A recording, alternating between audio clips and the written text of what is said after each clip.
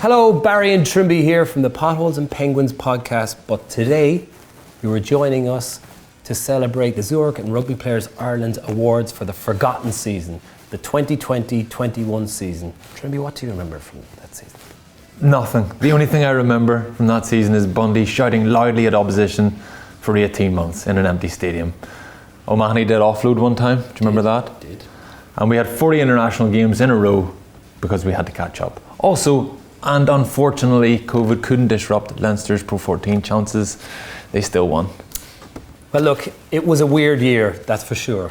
And while all of us were at home in lockdown, it was brilliant to have our players go out there in the provinces and the international teams to represent us, to give us something to look forward to. So we think it's only right that we go back and acknowledge all the achievements and all the incredible moments that we had throughout that time. So we've got loads and loads of guests joining us today, but before that, we're going to grab a word with Rugby Players Ireland newly appointed chairperson, Peter O'Mahony. Peter O'Mahony, welcome to the show. How are you, man? Pretty good, thanks, Baz. Pretty good, all good, thank you. That's the new office, is it? The new office, yeah, the mobile office. Commuting, the joys of it. The kids have taken over the house. You do all your office work in the front seat of the car now. All the important calls get done on the carpet. Come here. It's been we've got a lot to talk about from last season. Obviously, that's why we're here, and a little bit on what's going on at the moment. But let's start in a positive. What a brilliant autumn series for you. How was it to be involved in that squad in 3 big wins over the last month? Look, it was brilliant. I've said already, it was a really enjoyable kind of 4 weeks. Look, obviously it makes life easier when you're winning, as you well know, but there was proper enjoyment in our training sessions and the crack we had. It was really enjoyable, I have to say now, and that was great. Look, I mean, the performances were the great thing. There's times where you get big wins, but it was the manner of the performances I think were the most pleasing. Pete, has Farrell tapped into something that we haven't seen before? Because it just looks like lads are playing with smiles on their faces.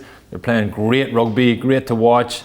The standards through the roof, and it just looks brilliant. And you said yourself, I think you said it's the best week or best campaign that you've experienced. What is it? What's different? Can you put your finger on it? Yeah, look, I think we've been at it for a while, and it takes time for someone to put their stamp on it. And Andy has always said that he wants enjoyment as part of it. We certainly work hard, but we you have to enjoy things to properly get the most out of it and to properly be invested in it. And I thought you saw a good chunk, or everyone in the squad really properly invested in our squad and getting to understand what we need to do, what we need to get right for us to properly click. And it's taken time, but it's starting to get there. We still have lots and lots to go. There's a huge amount more in us, which is the most encouraging thing of the whole lot, to be honest. We didn't get a chance to review the Argentina game, obviously, but the first 2 games were, we had a huge amount to work on, and we left a lot of opportunities out there as well, which is great. Have you changed in any way in your personal approach to those big games? Because I've heard you in the past say how you might be stressed before a game, or you found it the nerves kind of were hard to handle. Have you found, like, with experience or just even over the last 20 months that we've gone through, like what you're saying about enjoying a little bit more, has that kind of changed for you in any way? Have you noticed the difference that in your approach to those the last 24 hours before a game? Yeah, look, I've started to enjoy it a bit more, certainly. Certainly when I was younger, I used to get worked up a lot, and the 24 hours beforehand were tough, like, nerves wise and stress wise and that kind of thing. But, you've got to understand that there isn't this, as you know, that it's not finite, and to be spending that much energy on nerves and anxiety of performance, it doesn't do you any good. It doesn't do your performance any good. And it's kind of something you have to learn with experience, I think, unless you're very forward thinking. And I know there's a lot of there's a huge amount of support and help for players out there now, but we didn't have it certainly starting off in my career, and it's progressed a huge amount, but just starting to chill out a bit more, and even up to the day of the game, just trying to relax and have the crack and enjoy it all, because it's not going to last forever. Yeah, Pete, I wonder if there's something about us getting back to normal again, getting crowds back, having Zeebs back, just kicking your laundry in every day. Might add to that. Pothole of the highest order. Yeah, looking for cheap followers, destroying my laundry. Pothole. Oh, I love this. Well, we're here, Pete, so the reason why we're here and the reason why I got you here is because you're the chairperson of Rugby Players Ireland.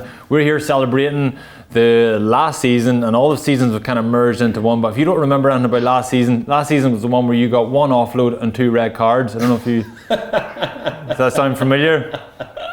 That was cheap. No, that was cheap for you. Even for you, that was cheap. But during that time, Pete, you became Rugby Players Ireland's chairperson. Tell us about that time and what you brought to that role.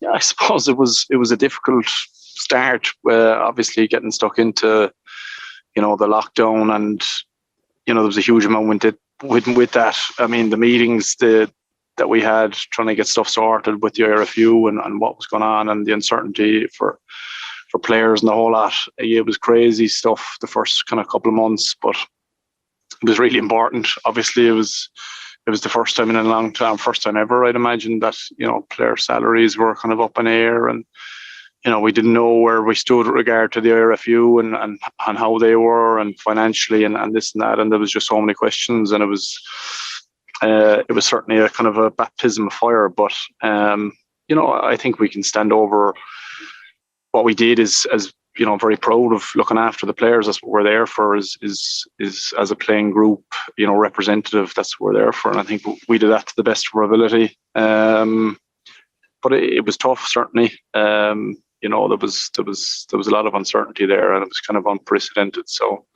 But look, again, I've really enjoyed it. It's been kind of eye-opening of the span it has over, how much effect it has over players. Looking after from day-to-day things to salaries and that. The amount of work that goes into it is incredible, and you don't really realise it. You kind of take it for granted as just a player who pays his fee every year, to be honest with you, until you get stuck into it.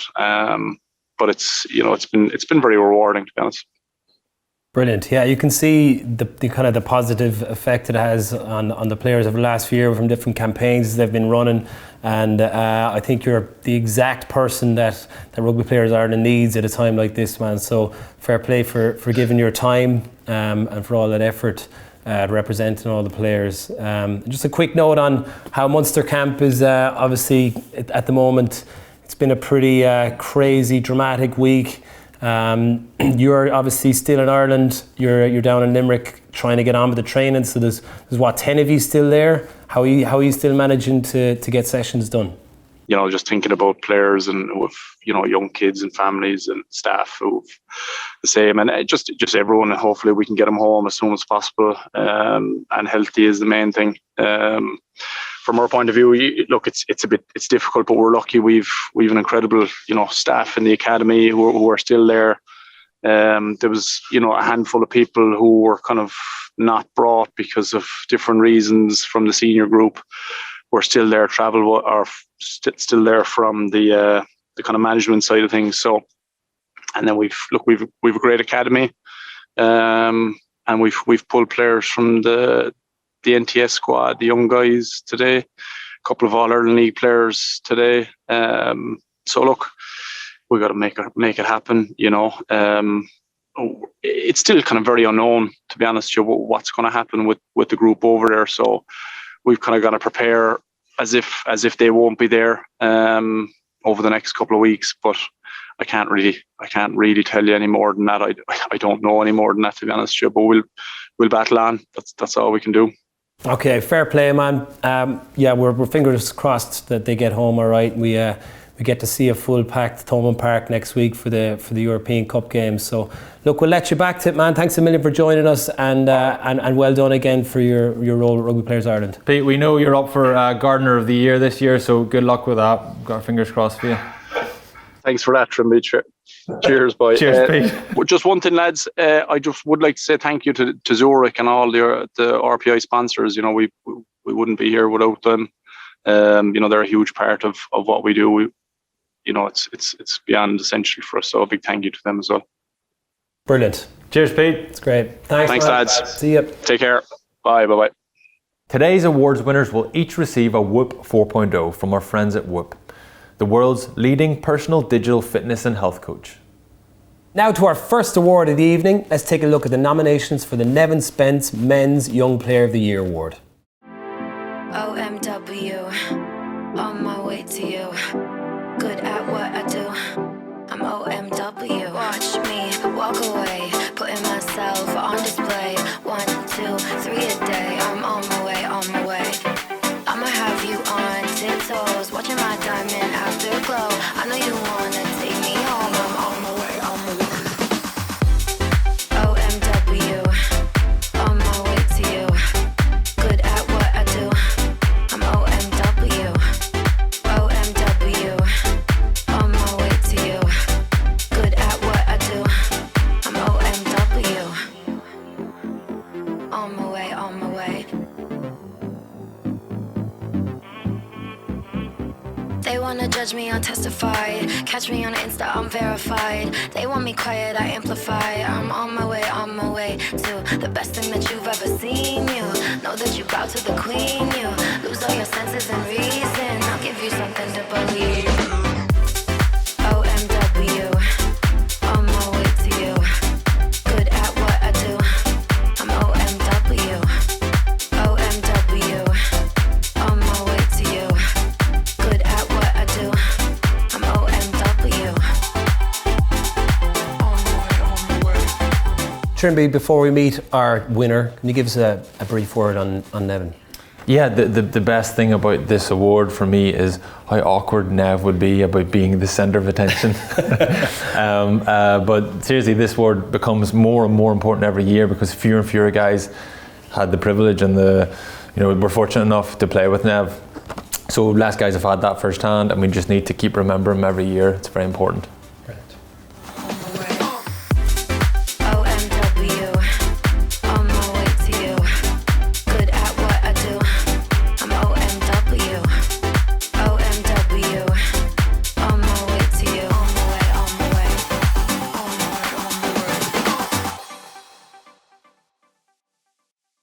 All right, joining us from quarantine in South Africa, Gavin Coombs. How are you, man? Good, thanks, lads. How are you? We're good. Look, it's been pretty dramatic watching from afar over the last few days what you've been through. But how's the spirit in the camp?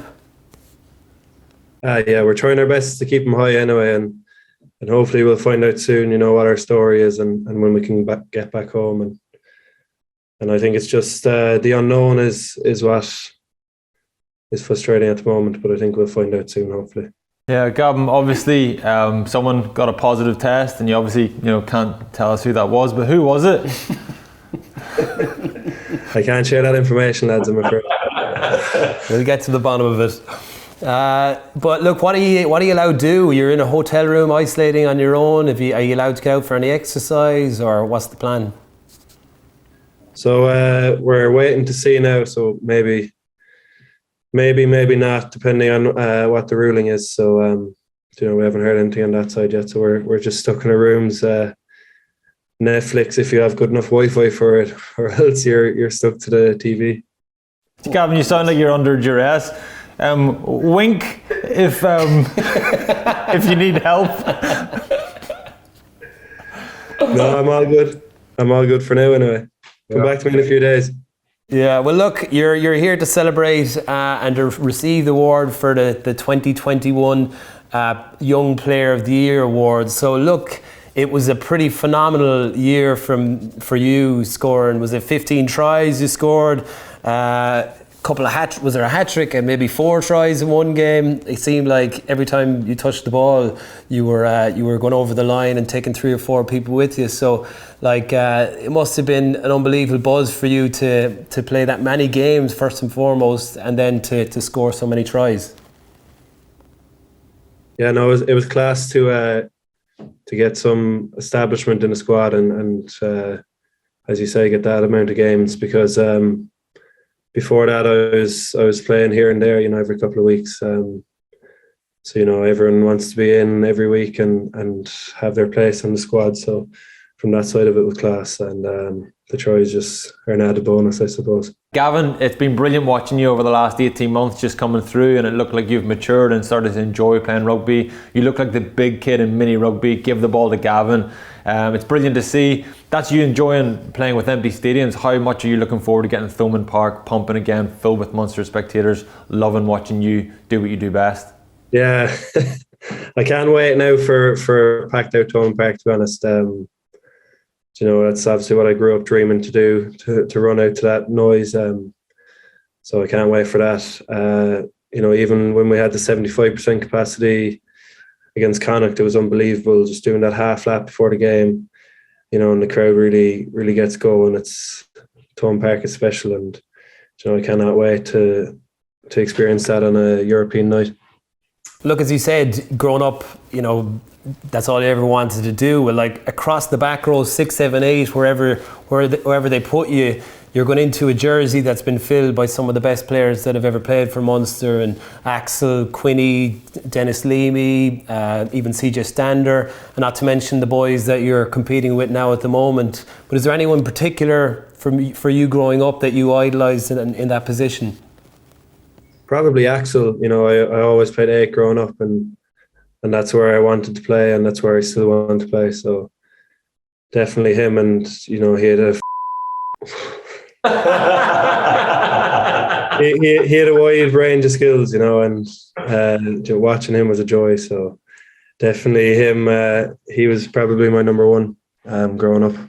Well, look, I'm not sure you didn't get any free pizzas for life after scoring that hat trick, did you? No, actually, but I might make a few phone calls around Limerick and see if I can get anything if I do it again. Absolutely. Well, look, we can't not mention the West Cork boys. That has been, I suppose, every time you're mentioned, it's drawn upon. But tell us a little bit about that growing up, and now when you've gotten to play for Munster and all you boys coming through. It's incredible to see from such a small part of the province to see such a crop of players coming through. Yeah, it's funny because I suppose when I was growing up, there was no one from West Cork that, played for Munster, played for Ireland, and rugby was quite small. It was probably only a few clubs, and since the last 20 years, it's exploded down there, and I think we're starting to see the fruits of the labour that all the volunteers and every club member puts into the underage systems down there. And look, hopefully many more people are going to come through from that pathway, and the lads there at the moment are only the start of what's to come. And obviously during the summer for you, getting your first cap off the bench, and then a second one the following week to start, how special was it for you to pull on that Irish jersey? Yeah, it was incredible. It's stuff I thought I would only dream about even up to 2 years ago. I'd never thought that opportunity would come, and then off the back of last year, obviously it did, and I was delighted. And then to have my family up there and have them in the crowd was special, especially they hadn't seen me play live all year. So that was a pretty incredible moment after the game to see them. Brilliant. Well, look, I'm sure there'll be a hell of a lot more to come. We can't wait to see you back in Thomond Park, and hopefully you get back safe and sound over the next couple of weeks. So look after yourself, and massive congratulations on becoming the Nevin Spence Young Men's Player of the Year award for 2020-21. Thank you very much, lads. Appreciate Cheers, it. Gavin. Cheers, Gavin. All the best. Okay, we've a lot to get on to today, so we're going to move on to the Whoop Women's Young Player of the Year award, which is being awarded for the very first time. The nominees are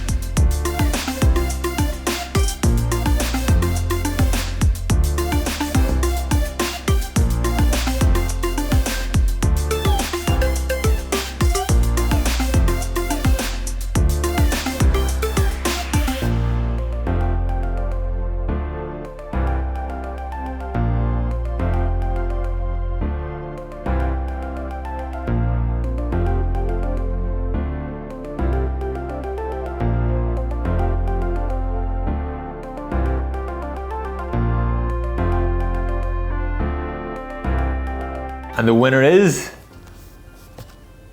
Dorothy Wall.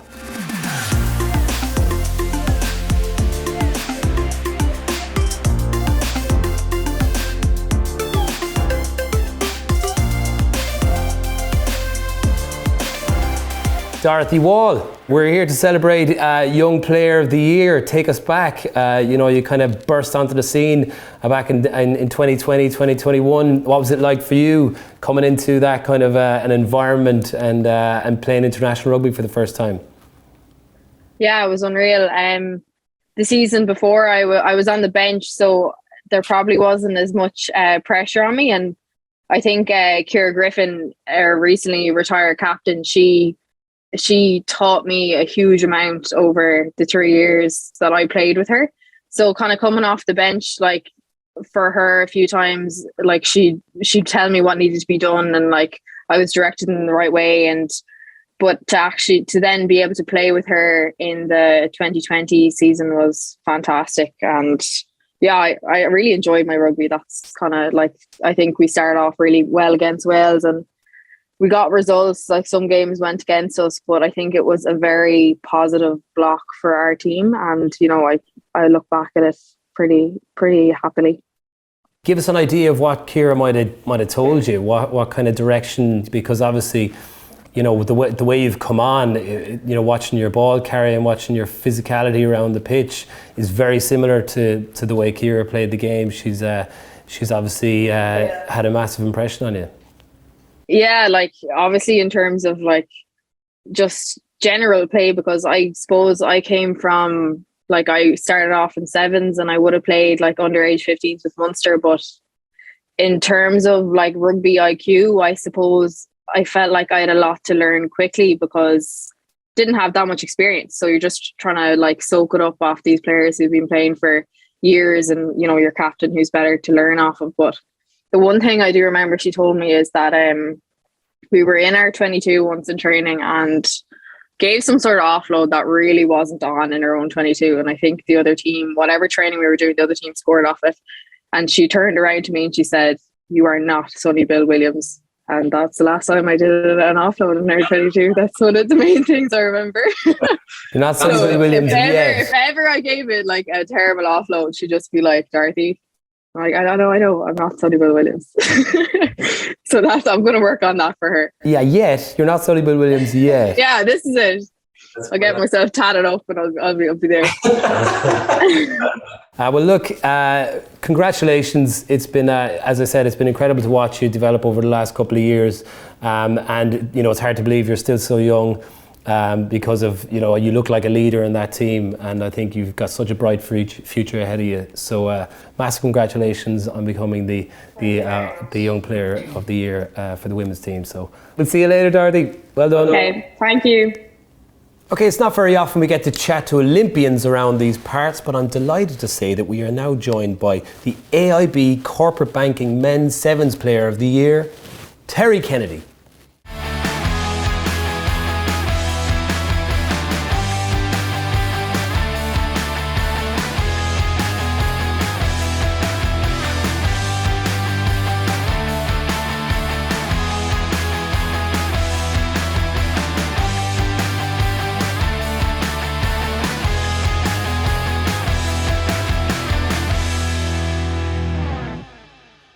Terry Kennedy beaming in from Dubai. How are you, man? Yeah, all good. How are the lads? We're good. We're great. Yeah. You didn't get the memo for the tux? No, I missed that one. Forgot to pack it with me. You can get a pretty cheap one down there in the old city in Dubai, I think. I know. Yeah, I think they do good fakes. I'd have to get it out the back of some warehouse. Yeah. Well, look. How's it going over there? How are you settling in? Good. Yeah, we've been here over a week now, so well settled in at this stage. Trying to acclimatise to the heat now. I don't think that's quite 100% yet, but getting there.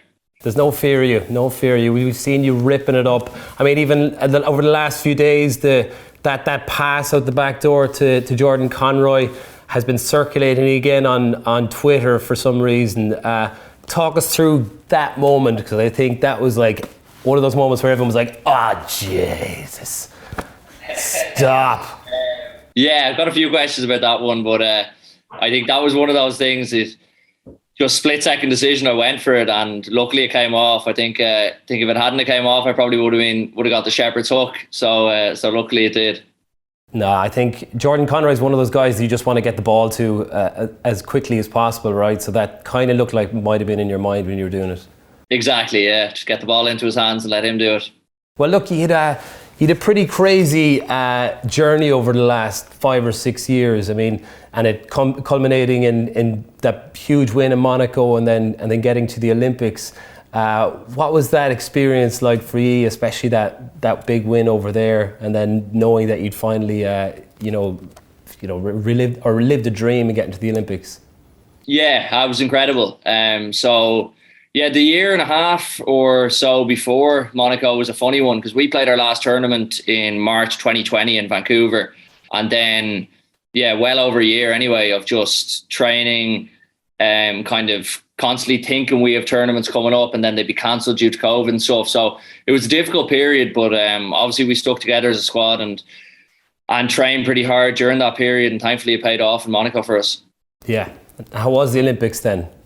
It was cool. It was obviously completely different to other Olympics by the sounds of things, with COVID and no crowds and everything, but even getting to kind of embrace the whole Olympic village and see and meet other athletes from different sports and completely different backgrounds. That was pretty crazy, and that was probably the coolest part of it, just being in that in that Olympic village and seeing how everything went on there.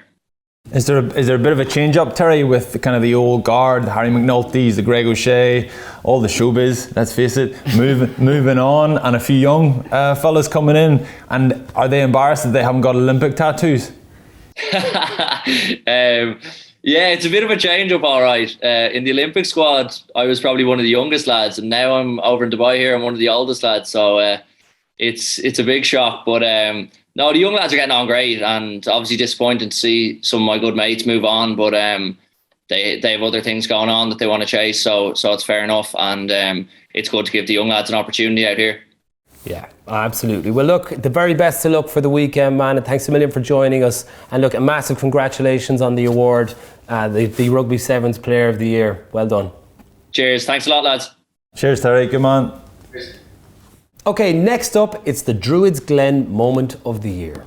If you're like us and you can't remember what happened last year, here's a quick reminder of all the main events.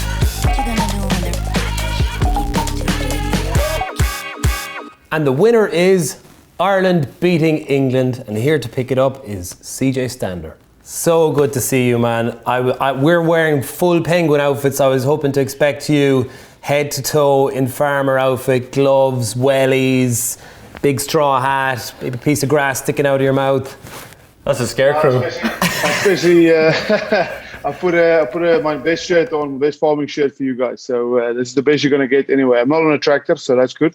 But there you go. The zoom on the tractor isn't great, I'd say, is it?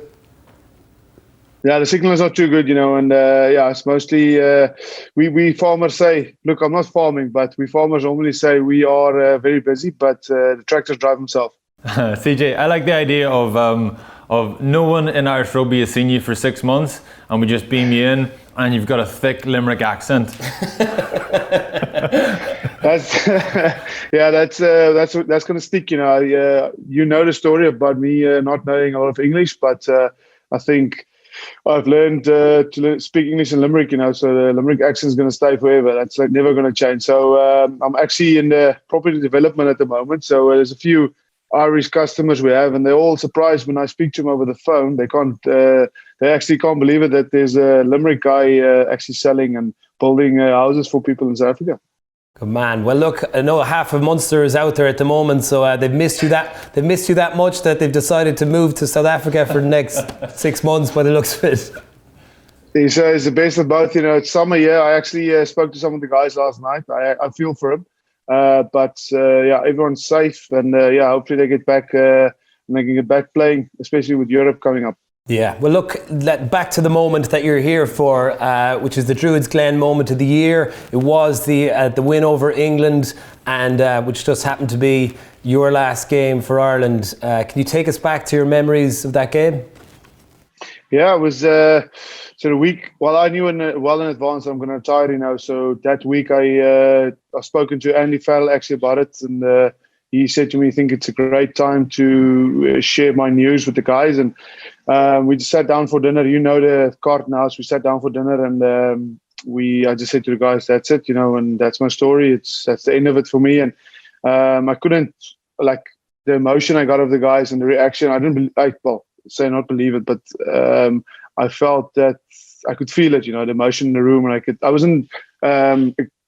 wasn't expecting that type of reaction from the guys. Guys were crying. Some guys I thought are big men, and it just showed that for me personally, everything I gave for that jersey and for Munster and Ireland, that I made impression somewhere, and they sometimes never understood me, but they enjoyed my company. And that week, just everything fell into place.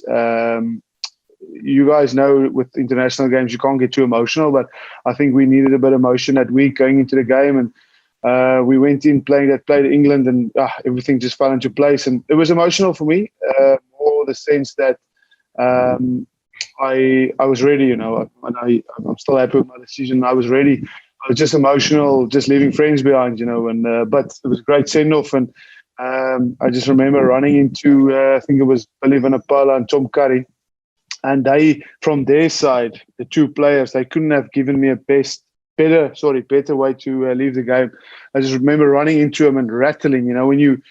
I love that. I used to love that feeling when you run into someone and your body starts tingling, and it's you were in a car crash. And they send me off. That's one part I enjoy from that game, and the smile I got after that. It was a proper send-off, so it was a special week. Oh, great, CJ. As you say, and as you're alluding to there, you left a big dent in Irish rugby and Munster rugby, and just made a big impact. So you were saying it was emotional there. Have you ever, over the last 6 months, what's that transition been like for you? I was going to say you probably don't miss the collisions. You probably do miss the collisions, but no doubt you miss the friendships and the people more. Yeah, so the transition, you guys gone through it. I probably need to probably ask you still what's coming. But it was it was still easy. I think I said to myself, I'm going to take 6 months off. I didn't really have a plan. I don't know if we ever have a plan, but I didn't have a plan when I retired. I thought I was going to farm. I just realized then that I was going to take 6 months off firstly, and then sat down. We did a few projects, me and my wife, renovations wise, and then Val V just asked me if I want to join their construction team. So I actually started working 2 months after I retired, and I've got an 7 to 6 job now, and I think that made the transition a bit easier. I don't even have time to watch rugby. It's not even have time to think about it, So I think that transition was quite quick and easy, and just to have the family around, to see them every weekend and every day, made the transition. Not that it's a difficult transition, but I think the uncertainty with a lot of factors coming in makes it difficult sometimes, But luckily, I avoided that completely and started working straight away. And everyone who said I was going to make a comeback, I wish. I actually started training 2 weeks ago because I went from 112 kg to 120, and I said to myself, okay, now you need to stop eating biltong and actually start doing something again. Oh, well, look, you're massively missed over here, man. I think I don't know if you saw the performance that the Irish team put in for Johnny Sexton's 100 cap against Japan a few weeks ago, but it felt like they were tapping into an emotion there which was very similar to what we saw against England for your last game, and I think that shows how much players like you and Johnny mean to that Irish squad. So I think it's a very worthy.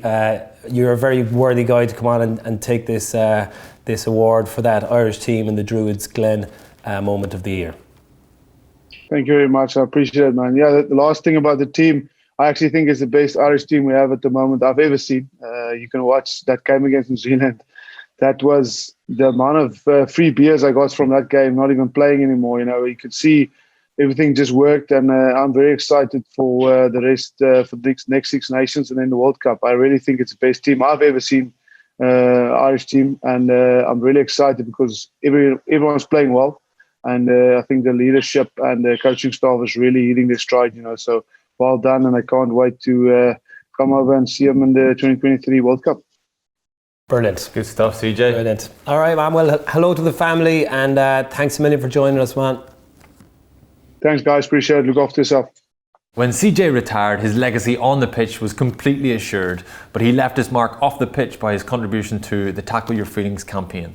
CJ was the ultimate teammate, and in this clip, he's asking us all to rally around each other.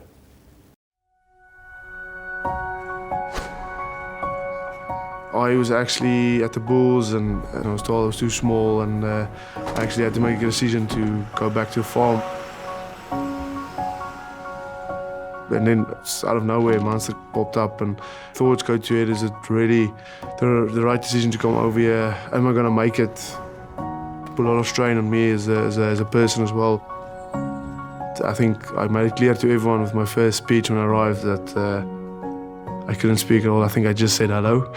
Everyone just started laughing in the room, and it made it it made it for humor for me. It makes things easier, and I started speaking English to my wife at home. And language is so important to express yourself, because I wanted to really be part of the group by speaking their language. I think the lads really rallied around me, and wanted to make me part of the squad and part of the families, even inviting me to their homes, and the Irish culture is just that everyone is part and everyone is welcome, and let's make it great for them.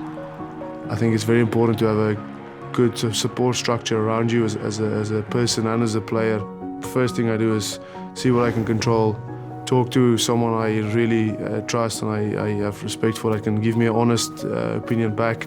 Someone I really spoke a lot to was Axel. He was someone that really sat down with me, improved my game, because that is something that I had to change as well.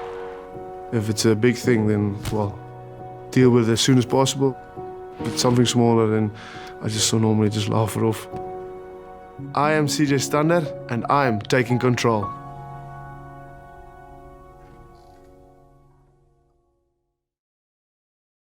Now we're going to move on to the MSL Women's Try of the Year, which is being received for the very first time.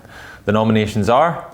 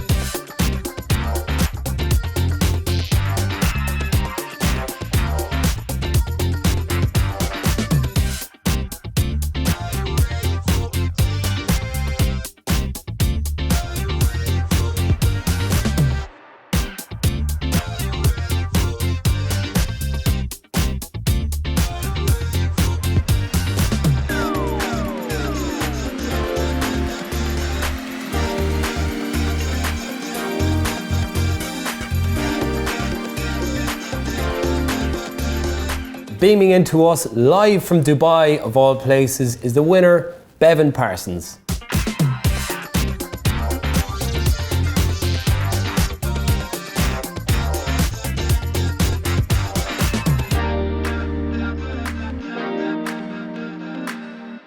Bevan Parsons. Bevan, how are you? I'm good, yeah. Thanks for having me. No worries. Congratulations, first and foremost. We'll get to the try in a minute, but how's Dubai? Have you settled in? You've adjusted to the climate? Yeah, we've acclimatised well. We have a weekend tournament under our belts, and we're just raring to go into the next weekend. Brilliant. So how hot is it in Dubai? It's high 20s, sometimes 30s. So definitely different from what it's back in Ireland. But yeah, it's lovely to have some heat in the winter. Yeah. Bevan, you must be loving life at the minute. It's your birthday this week, is that right? Yeah, 20 tomorrow. 20 tomorrow. No longer a teen. Yeah, and every time you get the ball, you seem to, all eyes are on you, and you seem to be just smashing it and doing unbelievable things. There's a few tries we could have picked from, I think, but talk us through that try that you scored. Oh yeah, like it's definitely a team try. It was a nice scrum and then through the hands out to the wing. So, you know, it was a real team effort. I suppose I was just the lucky one to get over the whitewash. Classic. Humble. Classic, humble. Yeah, I love humble. it. I love it. Well, what wasn't really a team effort was that break you made last year. I think that went viral all over the internet when we got to really see you open up the legs. I mean, had you always that acceleration? Were you always that quick? Yeah, I think that was one of my strengths in underage, and now I'm just trying to, you know, be able to showcase that a little bit and add more strings to the bow. Well, look, I remember Trimby and I were doing a show a few years back, and I couldn't believe when I heard that you were only 16 years of age and the youngest ever international player in Ireland. So it's hard to believe you're still only 20, because like that seems like a long time ago, which is incredible. But look, the very best of luck for the weekend. We hope you rip it up. We can't wait to see you, get back in that green jersey and scoring a few more tries like that classic one. So congratulations on the award, and best of luck for the weekend. Yeah, thanks a million, lads. Cheers, Bevan. Cheers, thank you. Okay, next up we consider a few tasty efforts for the MSL Men's Try of the Year. And the nominees are...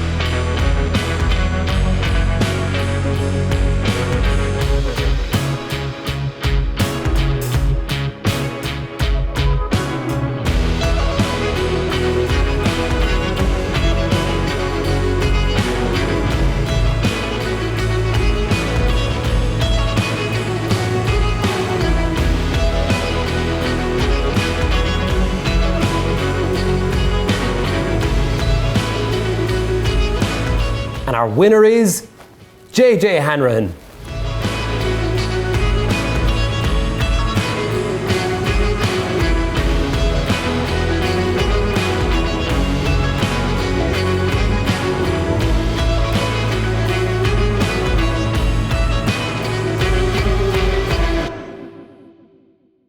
Bonjour, JJ. Bonjour, ça va? Ça va? Is that the limit? You That's tapped the limit. out? Tranquille. Tranquille. It's a place in West Kerry, I think. What was it like when they expected to sign this 28-year-old, I suppose, up-and-coming man who's going to come in and take over that back line, take over that team, and they signed like a 56-year-old from Kerry. A 22-year-old, really young, ready, really fit. Is that what you mean, Baz? A 56-year-old from Kerry who could barely command the English language. Well, I think when I speak a bit more like the lads from home, they can understand me better than trying to speak English, guys. How's it going, man? No, it's good. It's good. It's been eye-opening. There's no point beating around the bush. It's, I suppose for me, coming over, I had zero French, never did in school, didn't have a word of it. So that's been, and everything, like all meetings, even the coaches here that are from New Zealand, they all speak pretty good, like level of French. So everything's in French. So just trying to find my way around and understand things and get fellas to translate for me. But But overall, starting to get there now, and it's finally starting to sink in, and I kind of have an idea what's going on at the moment, so that helps. And how's the rugby going? Good. I'm really enjoying it. I suppose I mean this in the nicest way possible. Is kind of, it's really different to home, really different. You know what I mean? Like, I've almost had to forget everything I did at Munster, and because they play a totally different way, which has been really exciting for me. Been a bit of a challenge at the start because I kind of have to go with a new approach. But once I got it and understand the principles of attack and stuff, it's been good. What about the stadium down there? Have you got full stadium, people back? Because that place is bouncing when it's full, isn't it? Yeah, like, I suppose that's one thing I've kind of noticed as well, is home or away, no matter where you are, the stadiums are out the door. They're packed. We were down in Portland at the weekend. We lost in the last minute of the game, the most French ending ever, which I'll explain there another day. But it was just insane. The crowd, like, the minute we got in the stadium, the crowd were booing us from day one. Any penalty that was given, the ref was getting abused, full stop. It was crazy. But it's an amazing experience, it's pretty cool. Wow. Well, look, take us back to Thomond Park for the reason you're here. The try of the season 2020-2021 against Cardiff. It was an empty stadium, I presume, but it was a truly phenomenal try. So you're taking the kudos for about 6 other players for this. So congratulations. Talk us through your memories of it. My memories of that moment were, I was unbelievably pissed off at the time because I'd just coming back from COVID. I ended up getting COVID off one of the lads, so I can't mention on here, obviously. And so I was in my own room for about 14 days in lockdown. So came back and came off the bench for that game, and just came on. And thankfully, we're just trying to play as much as we could. And Damien just called the ball out the back, and the rest happened. So it was pretty impressive. The amount of offloads are crazy. Not like we practiced that or anything, but it was pretty good. Yeah, well, look, it was the closest thing to French rugby I think that we've ever seen from a Munster team. So hopefully we might see more of it. Great chatting to you. Thanks a million for joining us, and congratulations on the award. Appreciate it. Cheers, Jay. Cheers, JJ. All the best. See you later. Bye bye. Over the years, Zurich have played an integral role in supporting players off the field through their work with Rugby Players Ireland. The Zurich Contribution to Society Award recognises those who have used their profile to improve our communities. This individual barely has a bad bone in his body. From his platform on Ireland IN, he is a regular advocate for charity work across the country, participating in Rory Best's Miles to Mayo Walk and Support Ireland's recent Let's Get Moving campaign. In the past year alone, he has also lended his support to several initiatives being led by Rugby Players Ireland, including Tackle Your Feelings and the Irish Heart Foundation's Reboot campaign. This guy's never had a bag of coal from Santi. 100% on the good wish list this year. The winner of the Zurich Contribution to Ireland Society Award is Tommy Bow! Hard to believe I made something from nothing. No hindsight discussions. I've been writing, I love it. All this doubt around me, damn it, look, I got it right. Don't you try to hit me, now you live a petty life. All those nights I laid awake, I pray for better life. Now I wake up with a baddie like I said I might. This is better life, you never tried, I bet it right. This is better life, you never tried, I bet it right. You been stuck, it's where you at because you never tried. Want a better life, I had to try, I bet it right.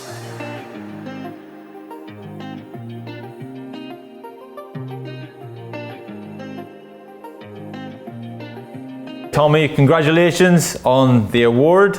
I'm delighted to be here to present you. But the funniest thing about this award for me is Rory walked from Newry to Mayo. You just got lunch with him and you get the award. It's actually true, Andrew. I just turned up in Monaghan as well. It was only around the corner, so I was able to just join him. I think David Humphreys and Gigi and Conor McManus, the Monaghan Gaelic footballer, they all arrived a lot earlier. I was just told to be there at a certain time. And when I arrived, we just walked into Monaghan and sat up and had a bit of lunch, and then I had to wave goodbye as Rory got piped out of there again. So, yeah, do you know what? It's an absolute pleasure to win an award like this. I am very, very grateful, but considering the amount of work that rugby players do, all whether past or present players for different charities, I think, I'm blown away by the amount of work that they do and the money that they raise, because charities have found it really difficult certainly over the last year. So for me to win this award, it's very humbling. But I think it's just in recognition of rugby players as a whole. We try to do our bit because we are so fortunate, and to try and help out where we can. That's all we do, really, and get a bit of lunch while we're at it. Good stuff, Tommy. Ireland Sport, I think, as well, and then Rory's Miles to Mayo. 10 charities, was it? 10 charities.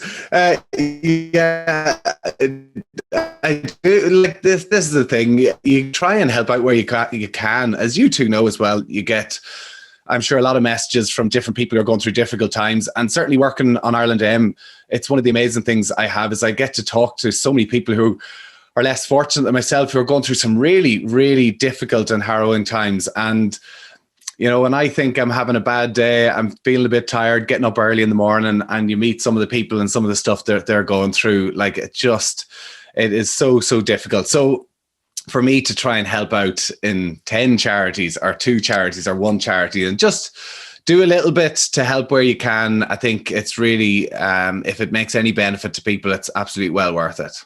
Yeah, we know you're probably the busiest ex-rugby player on the planet, really, Tommy, to be honest with you. And we've talked about this before, how much you commute every day to and from Ireland AM, and you've got the clothing brand as well. So fair play to you for finding the time to do stuff like this. And I know you do work with the Tackle Your Feelings campaign as well. Can you tell us a little bit about that? Yeah, listen, I've done a bit of work with Tackle Your Feelings. I think that it's really important. It's something that I'm really conscious of since retiring from rugby and meeting a lot of people and in dealing with mental health. I'm involved. I went to university in the University of Ulster in Belfast, and I donate money to their Mind Your Mood campaign as well, because I think that mental health, certainly for young people and middle-aged men in particular, I think it's an area that people really struggle with. So if it's hard for me to say, that I have had difficult times like everybody has. It's just trying to open up and to talk about it. And I think that that's the most important thing. And something that I enjoy is catching up with you, Trimby, or catching up with you, Barry, and just having a chat and feel open enough that if you are going through a difficult time, that I'm open enough to ask you how you are feeling. And I think that that's really important, and certainly Tackle Your Feelings has been a major contribution to that. Certainly when we started playing, guys, there was none of that. We went into a macho change room. Everybody, there was slagging, there was no talking about your feelings back then. But I think we've gone to a different place now, and I think that the change room is a much better place now. Yeah, Tommy, if someone asked you back then, how are you feeling, you would have been suspicious. Like, what are they up to? But what's wrong with you, huh? Exactly. But it kind of shows the work that Rugby Players Ireland have been doing, and not just in that area, but Rugby Players Ireland have been so supportive for guys like ourselves, gone out of one career and into something completely different. How do you find that with the work Rugby Players Ireland are doing in that transition period for you? Yeah, well, listen, and one thing on the Tackle Your Feelings from Rugby Players Ireland is that I've noticed that an awful lot of people, not just rugby people, have watched those videos, the likes of James Lowe and Jack McGrath and Emer Considine. A lot of actually other sports people have watched those videos and have mentioned it to me. And I think that that's brilliant, because it's rugby is kind of trying to lead the way, and certainly from Rugby Players Ireland doing that. And I think another area that rugby tries to lead the way is transition for life after sport, and it's something that I was really conscious of. I remember it was Stephen Ferris, I think, got injured when he was 26. I was a couple of years older than him, and Stevie was at the peak of his career at the time and landed awkwardly in a line out and did everything he could to try and get himself back out onto the pitch again, and unfortunately had to retire at 27, 28 years of age. And that really hit home to me that this rugby game is not there for forever, and you have to start looking beyond. And Rugby Players Ireland, Pamela Gilpin up in Ulster was brilliant for me and just introduced me to different businesses. Myself and Andrew, we studied a management course together. We did loads of different things, and I think players have to realize that while you're in the thick of it, rugby can become all encompassing, and it's very important to dedicate yourselves to the training and, to the mental side of it as well. But you also have to think about the future too. And I'm a big believer in having something outside of sport, which is a great way of taking your mind off it. Because whenever you do get injured, it can be really, really difficult. And having something away from that is a nice way to kind of distract your attention. Well, that's the best message we could have asked for from the winner of the Zurich Contribution to Irish Society Award. So congrats for that, Tommy, and thanks for joining us. Thanks to the two step brothers. Is it Pam? Thanks, guys. Listen, really appreciate it. Thank you. Cheers, Tommy. COVID-19 has wreaked havoc on the Sevens calendar, but thankfully our women's team have been getting back to action on the World Series following a season of localised events. This year's iZest Women's Player of the Year award goes to Lucy Mulhall.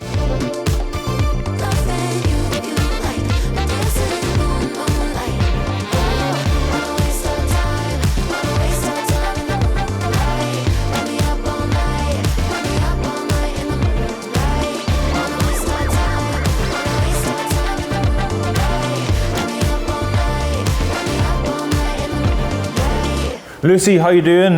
Great to have you on. Thanks for joining us. Obviously, the last kind of year and a half has been pretty disruptive. How good is it to be back playing rugby again, Lucy? Yeah, it's great. It's you don't realise, I think, how much you enjoy something till you don't do it for so long. And now it's just so good to be back. And it's amazing how quickly when you're back, you kind of forget the last couple of months. So it's nice just to be back on tour and actually getting to do what you love as well. Yeah, and has there been much change up with the squad? Is it the same girls going again, or how close is the squad getting when you're over there? Yeah, we've actually quite a number of new caps, which has been great. That's probably been the massive positive of COVID, is that we've had a good few girls come in from underage and get loads of training time under their belt, and then a few training tournaments in the pre-season. So we had 3 new caps last weekend, which was massive for us, and they did so well as well. Because of the fact that they had a nice bit of training. So, it's quite a new squad. I'm now the oldest and the granny of the squad. We had a few girls leave as well during it. So, starting to feel my age a bit. The granny. What are we? If you're the granny, what are we? Let's not make this about us. Yeah. But how good does it feel then for you to be the Ireland Ladies Sevens Player of the Year?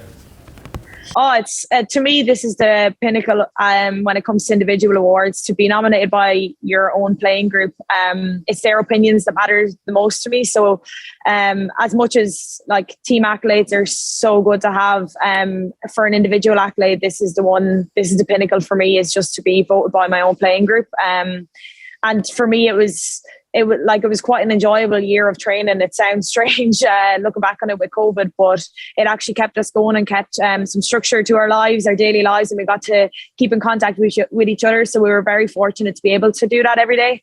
It means a lot to be voted by my own playing group. Brilliant. And are you getting any bit of downtime in Dubai? You're getting to the expo or anything like that? I believe we might be heading there during the week. We actually managed to get to the water park yesterday, which is really cool. I think it's the biggest one in the world, so it was nice to do that, and then just back into a double day training today. But yeah, I think maybe the expo during the week, and other than that, then just get ready for this weekend again. Bit of river dance. You're probably, as the granny, you're probably the only one that actually remembers river dance. So. Probably, that's scary enough. Well, look, the very best of luck at the weekend, and massive congratulations on the award as well. Thank you so much. Thanks for having me. Deadly. It's been a difficult few months for the Irish women's team, but there have been a lot of bright notes along the way. Here are the worthy candidates for the Zurich Women's Players Player of the Year. Hit it! That's what I'm talking about. Wait! Okay, now, from the beginning. Hit it, boys.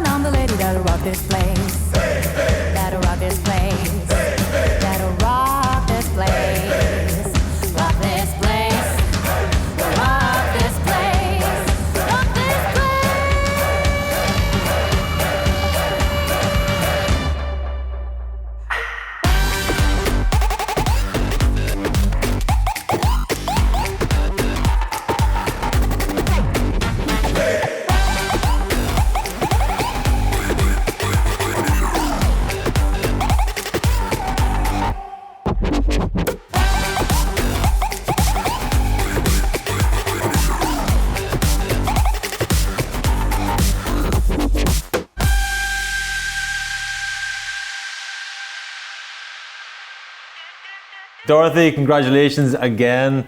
In the previous bit, we were chatting about how one of your heroes was able to give you some advice on the pitch, and now you're the Women's Players Player of the Year. So now you're the senior player. You're the Ciara Griffin given out to some youngsters. So congratulations, you've just grown and grown in the last in an hour. Yeah. Fair play to you, Dorothy. I've grown up. That's some career trajectory. So hopefully that keeps going that direction. Yeah. Thank you very much. Yeah, I'm delighted to receive the player. It means a lot coming from the players you've kind of played with. It actually probably means the most. So I'm delighted. Yeah. Yeah. How obviously being in that environment a short space of time, how much have you felt like you've kind of bedded in and they've got to know you? Because obviously for them to think this highly of you, they must have been really impressed with you, and you must have made quite an impression on the team. Geez, they wouldn't leave on to that now. You wouldn't know from them. But yeah, I suppose I came in when I was 19, and I suppose the step from underage to senior, like, it's great because you've friends who are all different ages and all different life experience, and I love it. Like the culture, everything that was kind of, like I couldn't say more about that team. And it's been a bit of a rough patch since the Six Nations with the qualifiers and everything, but there's great girls involved, and you learn from every single one of them. Like Claire Malloy, who's recently retired as well, like it's literally in awe of her when I went into training. Like she's just like, she's Claire Malloy, like, and then you're training with her and you're learning from her. And like the likes of Lindsay Pete, who's moved on, like is like probably the most competitive person I've ever met. Like, and I don't know, just seeing that kind of caliber of athlete in person was really good for me as a 19-year-old. And, I'm still learning from them, and I'm really looking forward to, I'll be back in action, I'd say after Christmas. I have to get another surgery on my finger. So I'm really aiming for that kind of Six Nations and getting back involved. And, there's new players who come in, like the likes of Mabel O'Leary, who I would have played with underage in Munster. And, she's fantastic as well. So I'm looking forward to the culture of the team going forward, definitely. Does it feel like, I suppose, because the women's rugby's gone through a little bit of a tough time in the last couple of months, and then obviously Greg McWilliams coming in, a few youngsters coming in. Is there a lot to get excited about over the next while? Does it feel like it's a new era? Yeah, like I was sad as well because, I missed playing with Lindsay and Junior for the last time in November. I was injured, but like what they gave is going to be invaluable going forward for us, I think. So, I am really excited. I was kind of thinking, like, when I'm doing my runs or I'm gymming or whatever, I'm like, I'm actually really buzzed for next year's Six Nations. It's in April, but like, I think it's going to be a good thing going forward. Like I'm excited. I think other players are too. I'll just go back to 2020, 2021 quickly then. That was a strange season for everyone, and it was very disjointed for you, but you personally, coming through that year, you had so many camps and so many training sessions, so much time together, to be fair, in the National Training Centre. For the women's team to step up to that level, like to that, I suppose, would you credit a lot of your success in these two awards to that kind of time to help you develop in that environment? Oh, absolutely. Like I still do, and had so much to learn.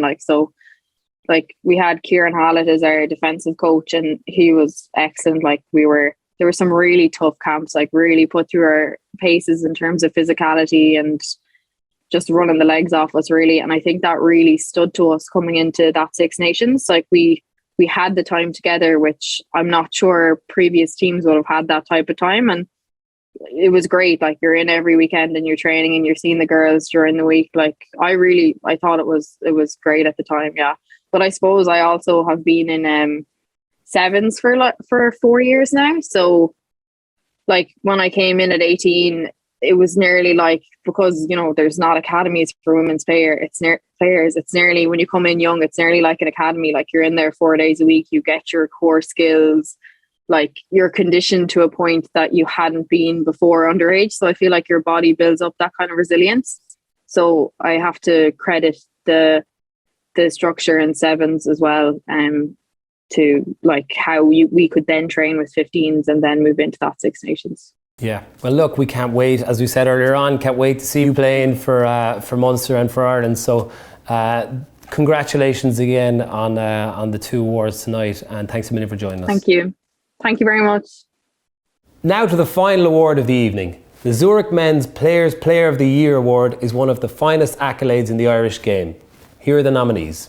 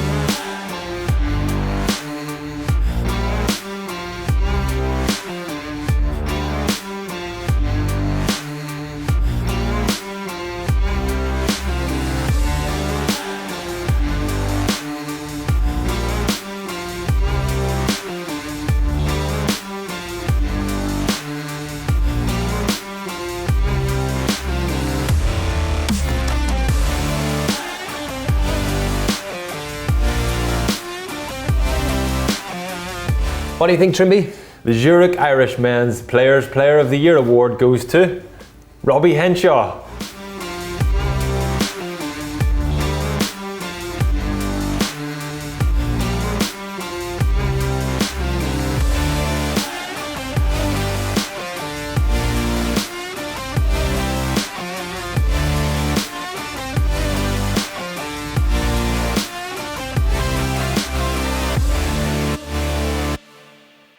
Robbie, thanks for joining us. This was never really in doubt. You've been on fire for the last 12 months. You've been so consistent. You've week in, week out, you've been one of Leinster, Ireland and the Lions' best players consistently. How come you got spanked so badly against Ulster last weekend? Knew you were going to bring that up. Yeah, geez, that's a tough way to start. Credit to Ulster, they put in a great performance. So yeah. No, this is about you, Robbie. This is not about Ulster. No, seriously, we were all so proud of you. You've been going so well through Six Nations. You were brilliant, and then you managed to just bring it into the Lions as well. Tell us, what's that been like for you? Because your form hasn't come out of nowhere, but you've just been constantly week in, week out doing it. Yeah, it's probably the start of the lockdown. I had a bit of a chance to just reflect on my career to date, and then I kind of just set a new kind of goal strategy and just a bit of a reset in my mindset as well. So I knew I had a big block of work to get ready for the season that was being prepared by the wider rugby community, because we were training on our own, and it was a weird time, but I think that definitely helped me shape kind of how I wanted to perform down the line, and all that hard work that I suppose everyone was doing on their own behind closed doors, that kind of paid off in the grand scheme of things down the line for me as well. So yeah, I think definitely the fitness work that stood to me, and then just studying a bit of rugby, and then I focused a lot on breath work as well. So just different areas of performance that I know other high performance individuals have used. So I kind of used that break to utilize all that. Breath work as in meditation, mindfulness, that sort of stuff? Yeah, exactly. Yeah. I focus a lot on doing some mindfulness, kind of trying to get 2 sessions in a day. Just using on my app on my phone, using the Calm app. So I did a bit of study on that, and I found that really good as well. So in the middle of a match, do you think you could draw on stuff like that in a game where you can kind of maybe focus yourself a little bit better and become more present? Yeah, 100%. Yeah, definitely. It's definitely areas that I've worked on and have to keep working on is probably just staying in the moment, not getting sidetracked by a negative or a positive moment. So yeah, just always kind of being in the now, I think is huge. Yeah, like you've you've been around for a long time. You're still a young man at the same time, but it's interesting to hear you say that. You know, you've been on here and won 3 Nevin Spence Young Player of the Year awards. You know, you've achieved so much in that short time. You feel like a lot has changed since those times. You know, where you were still very successful back then. But is it just fine tuning those little aspects of your game, or what has it been? Yeah, I think it was probably probably grown as the sport has done. I suppose throughout the one second, my dog. Probably just growing my whole game, I suppose, as the game adapted itself over the last few years. For me, it was about being able to be a distributor as well as a carrier and being able to kick as well. So that definitely I worked on that throughout the year as well. Robbie, what was it like during the autumn? Because Ireland were playing incredible rugby, and you'd been right in the middle of that up until the autumn, and then you picked up that knock. What was it like watching whenever Ireland were playing so well against the All Blacks? Oh, it was unbelievable. It was unbelievable to be there and witness it. I think just said afterwards, I've never seen such a dominant performance. Probably by the time we played against them in Chicago at that time, Trimby. It was kind of that feeling looking at it, you know, when things were just going right for us. And there was reminders in the game that when they have their purple patch that they're able to punish you, and there's definitely signs of that a few years ago in 2016. But no, it was unbelievable to be there and watch the lads get the win. And it's probably credit to the whole coaching staff and the wider group and the players. You know, it's been building since the end of the Six Nations. So you know we've been going well the last few games.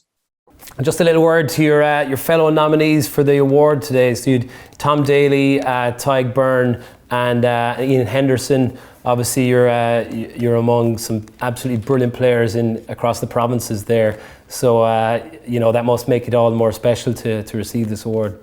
Yeah, absolutely. Fair play to Tom, Ian, and Tyg. I think they've had phenomenal seasons for the provinces, and for the lads.